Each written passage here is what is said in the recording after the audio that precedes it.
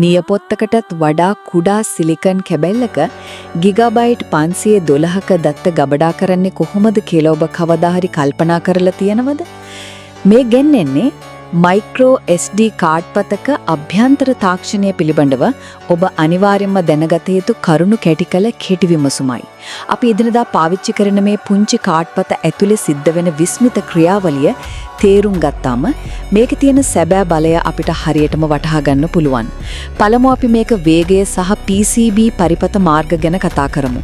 කාඩ්පත ඇතුලේ තියෙන සංකීර්ණ PCB ජාලය නිසා තත්පරයකට මෙගාබයිට් 190ක විතර උපරිම කියවීමේ වේගයක් මේකට ලබා ගන්න පුළුවන්.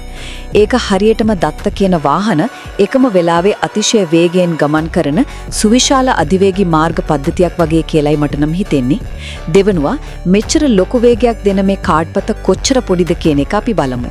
මේකේ දිග මිලිමීටර් 5.6යි, පළල 7.2යි. පුදුම හිතන දේ තමයි මේකේ ඝනකම මිලිමීටර 0.4ක් විතරක් වීම. හිතා ගන්න පුළුවන්ද? ඒ කියන්නේ සාමාන්‍ය කඩදාසි කොළ 2-3ක ඝනකමක් විතරයි.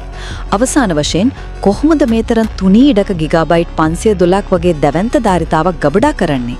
ඒකට පාවිච්චි කරන්නේ ස්ටැක් ඩයිස් කියන තාක්ෂණය. ඩයි එකක් කියන්නේ හරිම තුනී සිලිකන් මතක ස්තරයක්. මේ සිලිකන් තට්ටු එකමත් එක තියලයි මේගොල්ලෝ මේක නිර්මාණය කරන්නේ.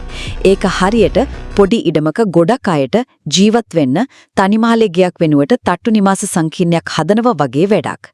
ඒ අනුව බලනකොට මයික්‍රෝ SD කාඩ් එකක් කියන්නේ නිකම්ම ප්ලාස්ටික් කෑල්ලක් නෙවෙයි. ඒක අතිශය සංකීර්ණ ඉංජිනේරු ශිල්පයේ විශිෂ්ටතම නිමැවුමක්.